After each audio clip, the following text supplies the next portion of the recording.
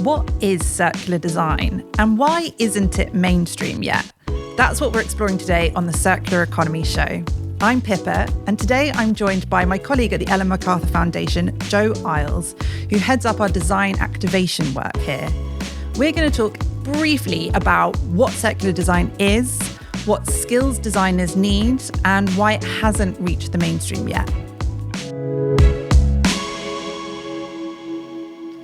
Welcome, Joe. Thank you for joining us today.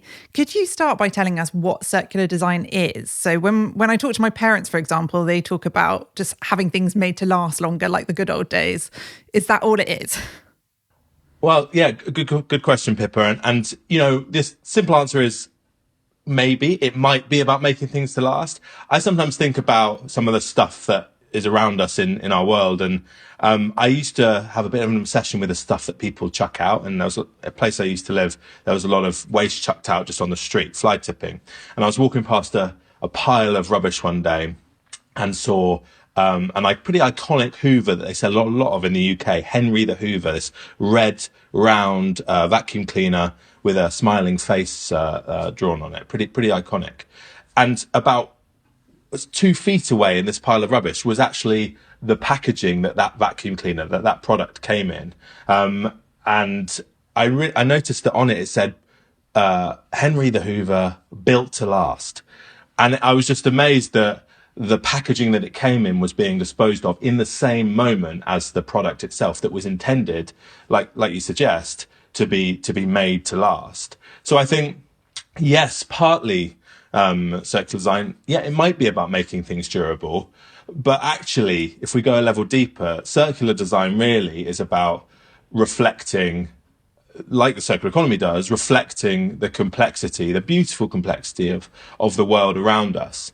And you know, circular economy takes its inspiration from nature, and there isn't a one size fits all model in nature either. So there isn't just one way of doing circular design. And really, I think the sort of the level up your knowledge of circular design, really it's about thinking of, yes, the material and product selection, but also the business model, the service, the value that's being provided, and then at a higher level, the wider system. And a really good everyday example of that might be something like the bicycle. It's a beautiful product, it's repairable, it's hopefully durable, and it's powered by renewable energy, by us. It's a sort of circular product, but if you go a level up, you could start thinking about bike rental, bike sharing, provision of spare parts, a really good working rental model where the bikes are in the right places where you need them, or you can book them or know their availability of those rental bikes using a smartphone. And then if you go a level up and look at the wider system, you could look at, is a city in which we're living welcoming and safe for cyclists? Are there cycle lanes? Are there laws in place that encourage the use of cycling rather than other forms of transport? So that would be like the expert level sort of way of thinking about circular design beyond just making something last. I feel like you've probably answered this in that question, but we've been talking about circular design for a while now. You've been at the foundation for what, 10 years? Yeah, a few more than that, but a long time. So without putting you on the spot, why haven't we seen this thought process of circular design scale? Why isn't that the norm? Yeah, well, I think it is about you're right, the scaling or it becoming the norm, because there's no shortage of really good circular design ideas. I've been fortunate to be a judge on many design challenges, design competitions over the years, and you can go to startup conferences or student fairs and see a proliferation of ideas relating to circular design. But I think the tricky thing is that we're now at a stage where we're designing for a circular economy that we're trying to usher in, but ultimately we're in a linear economy. So we're sort of in limbo right now. And despite our best efforts and the best efforts of aspiring and ambitious designers, there are so many incentives and forces that lock us into designing for the status quo. But the good news is there are a number of companies and other forces that are encouraging designers to design for a circular economy, to have more freedom to do that. So if you know, people listening to this are designers themselves, or they're in companies where they have that mandate, then that's great. But still applying it does take some really careful thought.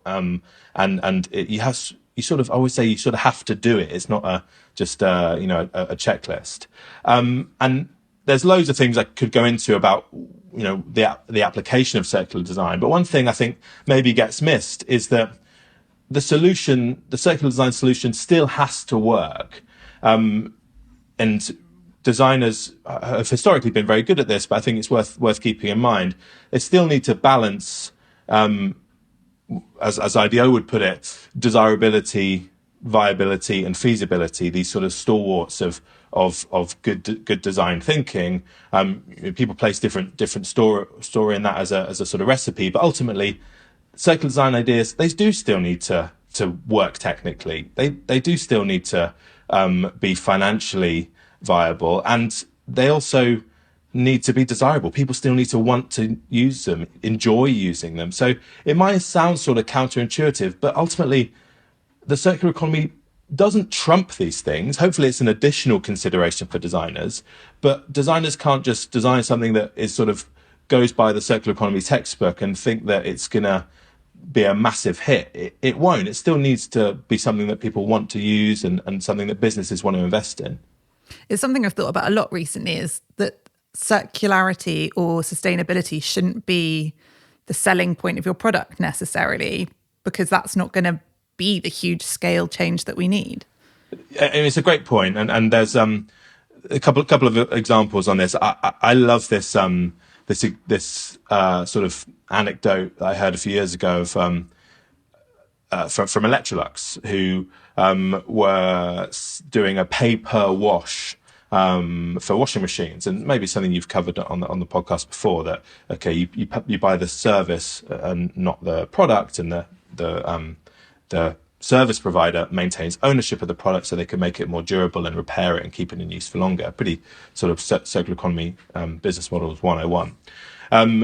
But there was this sort of phenomena that was described called sustainable marketing myopia, where the service provider oversold the sort of environmental benefits and underplayed the fact that it was more convenient, they got a better product, it washed the clothes better, and so on. So absolutely, I think that designers should be thinking along those lines, and also some marketing and sales people as well.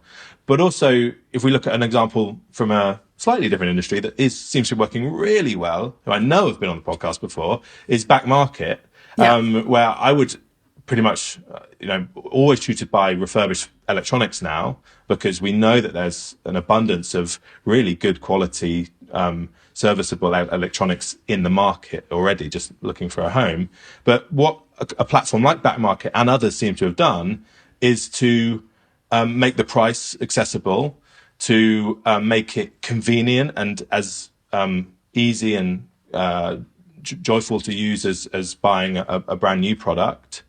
And clearly they've tapped into a way to make the economics work and to unlock the value of unused electronics. So that's an example of a service that, with some careful design consideration, is now a sort of working, viable circular economy business model, but prioritizes a whole range of benefits to the customer and to the business, rather than just a sort of circular economy altruism.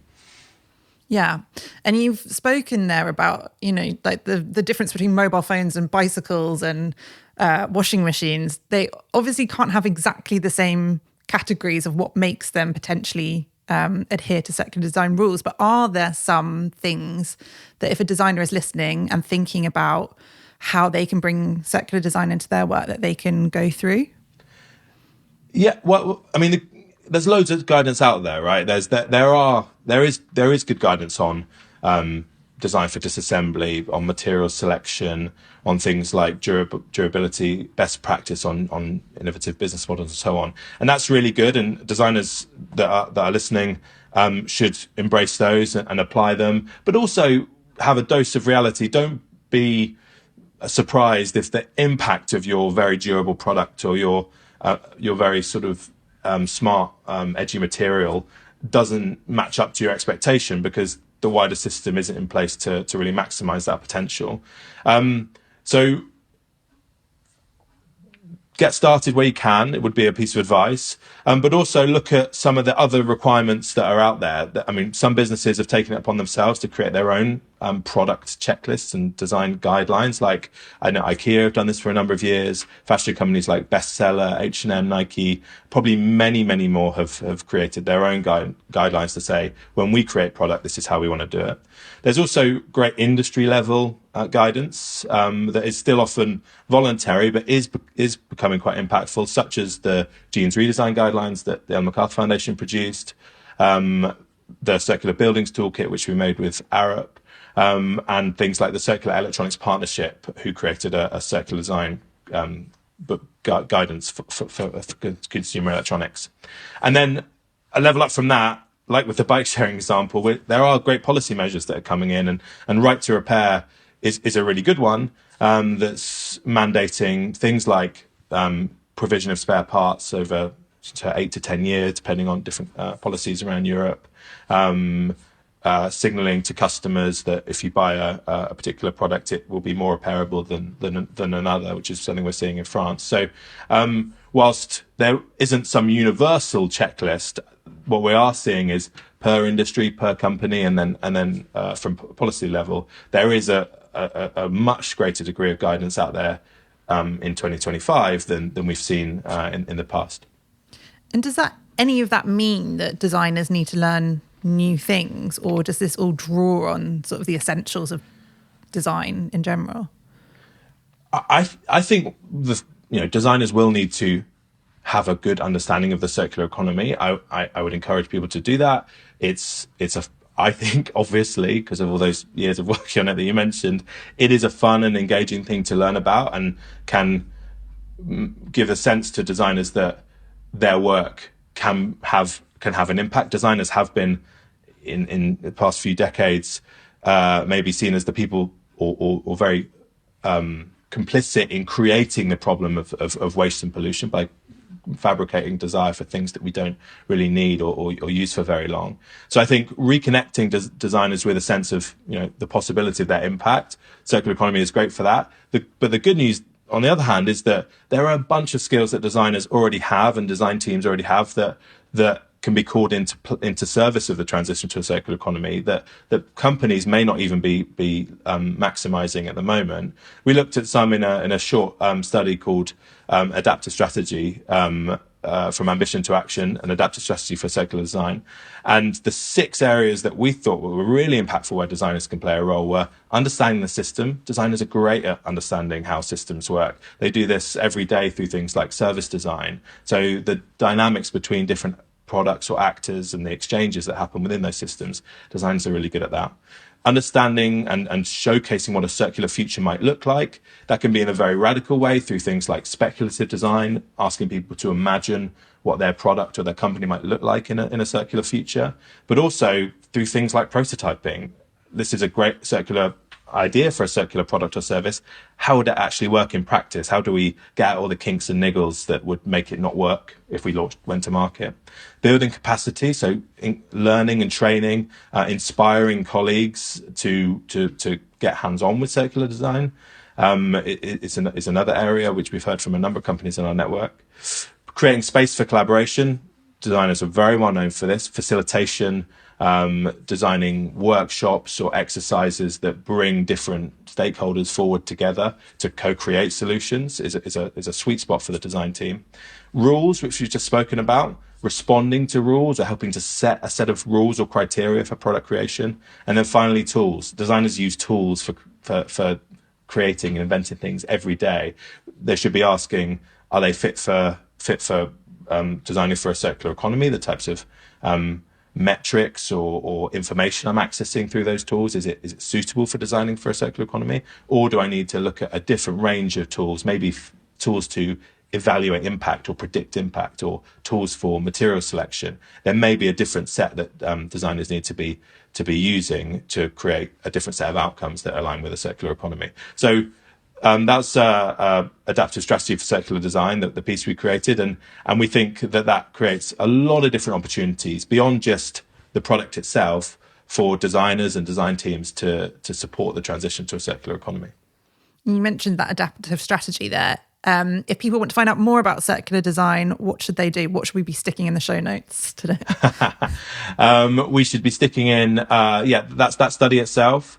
I still think the circular design guide that the Ellen MacArthur Foundation created with IDEO a few years ago is a great starting point. It's a set of 24 free methods that designers can pick up to start applying to their own workflow. And then there's an abundance of great reports and guidance out there. When I want to be inspired about circular design, I just look at the circular design practices and output, the guidance that some of those major companies like IKEA or H&M are writing and publishing, because that's where you see how corporates, how large businesses are taking that theory of the circular economy and design for a circular economy and applying it to their own products. Yeah. Fantastic. Well, thank you so much for giving us this whistle-stop tour through the circular design world today, Joe. Thanks, Pippa. So we've heard that circular design is about more than durability, and it can be quite hard to scale it when we're still in a linear economy. However, if you are applying circular design principles, products still need to be desirable, feasible, and viable. And if you want to learn more about how to do that, we've got plenty of resources in the show notes. Thanks to Joe for joining me, and thank you to you for listening or watching. If you enjoyed it, then please share with your colleagues or friends or leave us a review. We'll see you next time.